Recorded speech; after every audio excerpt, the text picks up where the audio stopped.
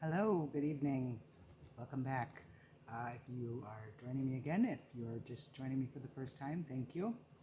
I'm V or Vivid the Witch, whichever one you want to call me.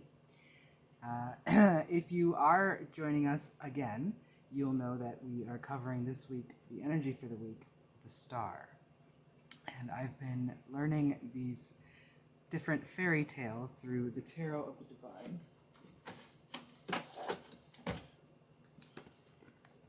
This beautiful deck. And as I was using it, figured out that I could not pronounce half of the names that were in it. So I thought I would go one by one each week and pull a new card to represent the energy and then learn a little bit about the fairy tale. And I'd take you along there with me. So if you didn't watch yesterday's video, it's a little reminder of what we are talking about this week. Our energy for the week is the star, which is the calm after the storm. It's the hope after disaster. It's everything is going to be all right. Every little thing is going to be all right. Don't worry. It's also your wish will be granted, right? Wish upon a star. When you wish upon a star, makes no difference who you are. Right? And also about the 7 chakras. There are actually 8 stars on here, right? There's 7 surrounding the main star, which represent the 7 chakras, which we're talking about this week, getting into alignment. I think part of that might be washing the dishes for me, getting the place cleaned up. All right, but the fairy tale for the star is Sister Alyonushka and Brother Ivanushka. It's a Russian fairy tale. And which actually, what kind of blew my mind a little bit this week was on Saturday I had a dream about a family member, and I wrote it down in my journal. I woke up that morning, and the next day is when I pulled this card, and very similar names, actually. So if you're watching this, hello. Hope you're all right. The star is a symbol of hope after a disaster, the need to remain positive after misfortune, to remember that things can get better again. It is staying calm and open to future possibilities, seeing your situation with open eyes, mind, and heart. Hope, serenity, inspiration, insight, and spirituality. Right? And so tonight, I'm back to read you the fairy tale story behind the Tarot of the Divine's choice for the star. Russian fairy tale, Sister Alyonushka and Brother Ivanushka. Once there lived an old man and his wife, and they had a daughter named Alyonushka and a son named Ivanushka. The old man and the old woman passed, and Alyonushka and Ivanushka were left all alone in the world. Alyonushka set off to work and took her little brother with her.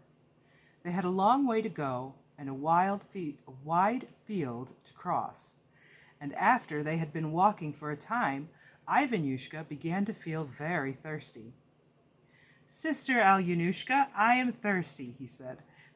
"Be patient, little brother. We shall soon come to a well."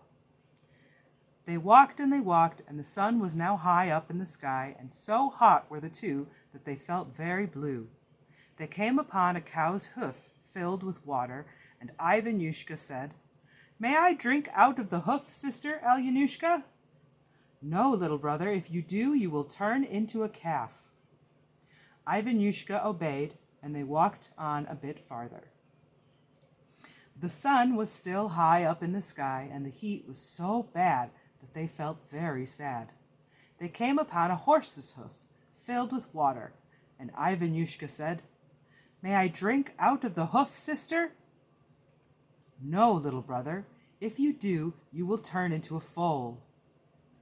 Ivanushka sighed and they walked on again. They walked and they walked, but the sun was still high up in the sky, and the air was so dry that they felt they could pass. They came upon a goat's hoof filled with water, and Ivanushka said, "May I drink out of the hoof, sister?" "No, little brother, if you do, you will turn into a kid." But Ivanushka did not heed his sister, and drank out of the goat's hoof. And the moment he did so, he turned into a little white goat. Alyonushka called her brother, and instead of Ivanushka, the goat came running to her. Alyonushka burst into tears. She sat sobbing on the ground by a stack of hay, while the little goat skipped round in play. Just then a merchant chanced to be riding by. "What are you crying for, pretty maid?" asked he. Alyonushka told him of her trouble. Said the merchant, "Marry me, pretty maid. I will dress you in gold and silver, and the little goat will live with us." Alyonushka thought it over and agreed to marry the merchant. They lived together happily, and the little goat lived with them and ate and drank with Alyonushka out of the same cup. One day the merchant went away from the home, and all of a sudden a witch appeared out of nowhere. She stood under Alyonushka's window and begged her ever so sweetly to go and bathe in the river with her. Alyonushka followed the witch to the river, and when she got there, the witch fell upon Alyonushka, and tying a stone round her neck, threw her into the water, and herself took on her shape. She then put on Alyonushka's clothes and went to her house, and no one guessed she was not Alyonushka, but a witch. The merchant came home, and even he did not guess. Only the little goat knew what had happened. He went about with drooping head, and he did not touch his food or drink. Morning and evening he never left the river bank, and standing at the water's edge called, "Sister, dear sister Alyonushka, swim out to me." The witch learned of this, and she asked her husband to kick the goat. Pass the goat. Oof the goat. The witch learned of this, and she asked her husband to oof the little goat. The merchant was sorry for the little goat, for he had become very fond of him. But the witch kept coaxing and wheedling so that there was nothing to be done, and he gave in at last. "All right, you oof him then," he said. The witch had big fires kindled, big pots heated, and big knives sharpened. The little goat found out that he was going to be so he said to the merchant, "Let me go to the river before I die and have a last little drink." "Go," said the merchant.